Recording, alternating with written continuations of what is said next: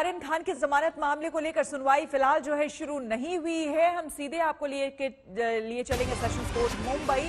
वहां पर हमारे संवाददाता भी हमारे साथ जुड़े हुए हैं, सौरभ वक्तानिया, उनसे जानकारी लेंगे। लेकिन आज का दिन काफी अहम है क्योंकि आज एक बार फिर से सुनवाई शुरू होनी है। सबसे पहले एनसीबी जो है, एनसीबी के वकील अपना पक्ष जो है वो यहां पर कोर्ट में रखेंगे। उन्होंने कहा था कि उनकी दलीलें जो हैं आज वो बाकी पेश की जाएगी, उसके बाद सुनवाई जो है वो होगी। लेकिन इसमें डिले हो रही है क्योंकि अभी तक वो पहुंचे नहीं।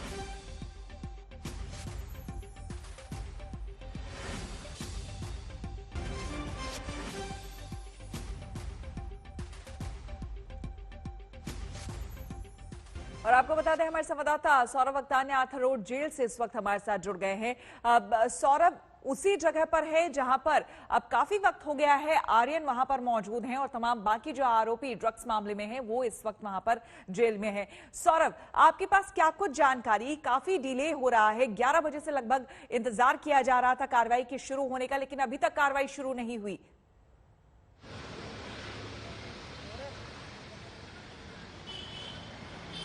सौरभ, क्या आप मुझे सुन पा रहे हैं? जी श्वेता, सुन पा रहा हूं मैं आपको। बिल्कुल सौरभ, जानना चाहेंगे 11 बजे से इंतजार हो रहा था सुनवाई के शुरू होने का, लेकिन अब तक सुनवाई शुरू नहीं हुई है, क्या वजह?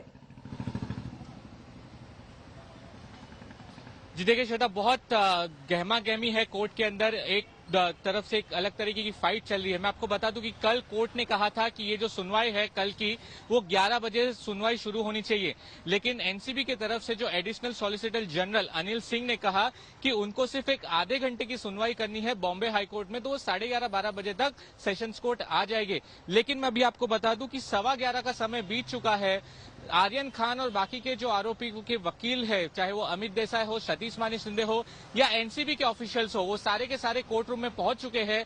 लेकिन एनसीबी की तरफ से एएसजी अनिल सिंह अभी तक कोर्ट रूम में पहुंचे नहीं है। इस पर अमित देसाई और सतीश मानी शिंदे थोड़े भड़के हुए नजर आ रहे हैं। उन्होंने कोर्ट में कहा कि इस देरी की वजह से हमारा केस काफी हैम्पर हो रहा है, तो हमारी यही अपील है कि जैसे ही एएसजी अनिल सिंह कोर्ट में आए तो उनकी सुनवाई तुरंत शुरू की जाए, और साथ ही आज जो लंच टाइम का समय है उसको भी थोड़ा देरी से रख के लंच टाइम के समय भी हियरिंग को रखी जाए। ये श्वेता बहुत महत्वपूर्ण है क्योंकि आज का दिन बहुत महत्वपूर्ण है।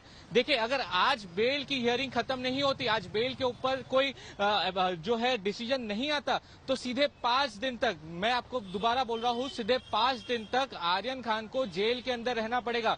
कल से लेके सोमवार तक sessions court, Bombay high court, सभी के सभी कोर्ट्स बंद है। ये ऑर्डर आ चुका है, यानी कि अगर आज बेल के ऊपर डिसीजन नहीं आता तो आर्यन खान को अगले 5 से 6 दिनों तक मिनिमम इतने दिन आर्थर रोड जेल के अंदर रहना पड़ेगा। आर्थर रोड जेल से भी जो क्वारंटाइन बैरक के अंदर आर्यन खान को रखा गया था, अब उन्हें उस क्वारंटाइन बैरक से आम कैदियों के बीच में रख दिया गया है, क्योंकि देखिए 5 से 6 दिन का समय चला गया है। उनकी कल कोविड रिपोर्ट कराई गई थी। आज सभी जो आर्यन खान और बाकी के आरोपी हैं उनकी कोविड रिपोर्ट नेगेटिव आ चुकी है, तो आज उनको कॉमन बैरक यानी कि आम कैदियों के साथ सभी को, आर्यन खान और सभी को नॉर्मल बैरक में शिफ्ट कर दिया है। यानी कि जो सबसे कड़ा नियम, जो बहुत ही स्ट्रिक्ट सिचुएशन होती है जेल के अंदर का माहौल इंसान को पूरी तरीके से बदल देती है। तो आज वो आर्यन खान का जो रूटीन है वो जेल के अंदर आज से शुरू हो जाएगा। आज वो कॉमन बैरक से लेके जो रूटीन होता है, जैसे बैरक के बाहर आम कैदियों के साथ उस ग्राउंड के अंदर घूमना फिरना हो, वहीं पर आम लोगों के साथ खाना खाना हो, ये सारी आज से रूटीन आर्यन खान की शुरू हो जाएगी।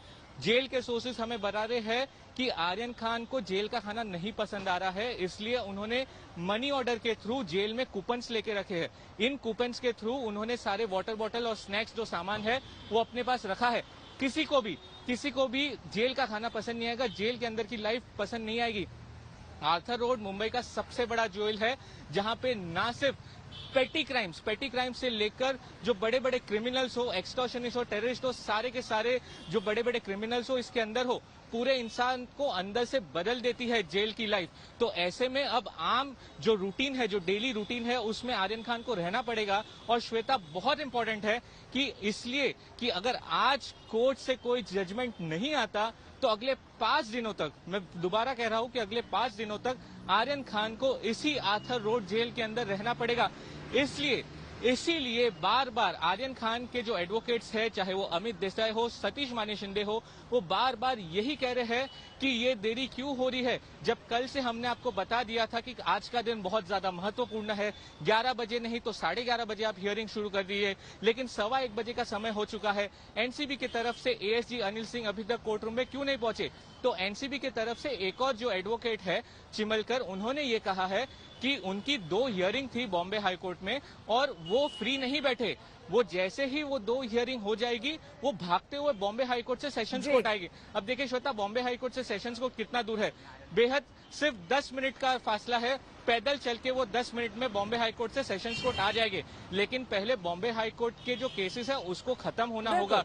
तो अभी एनसीबी ने कहा है कि बस अगले 5 से 10 मिनट में जो एनसीबी के एएसजी लॉयर है अनिल सिंह, वो कोर्ट रूम के अंदर आ जाएंगे, तो फिर हियरिंग शुरू हो जाएगी। लेकिन देखिए श्वेता, 1:30 बजे तक का अभी हम पकड़ के चले कि अगर जो 1:30 बजे जो है वो गुजरता जा रहा है, शुरू हो जाए बिल्कुल बिल्कुल, तो फिर वक्त जो है सौरभ गुजरता जा रहा है और ये आर्यन, उनके वकील और जो उनके परिवार वाले हैं, उनके लिए चिंता बढ़ा रहा है। कमलेश सुतार हमारे साथ बने हुए हैं। कमलेश, जिस तरह से हम पूरी परिस्थिति को देख रहे हैं, 11 बजे का वक्त था और आज का दिन वाकई बहुत ही क्रूशियल है आर्यन और पूरी उनकी फैमिली को लेकर के। ऐसे में अभी अभी आपकी हमने रिपोर्ट भी देखी, नवाब मलिक जो कह रहे थे कि कहीं ये डिलेड टैक्टिक्स तो नहीं है।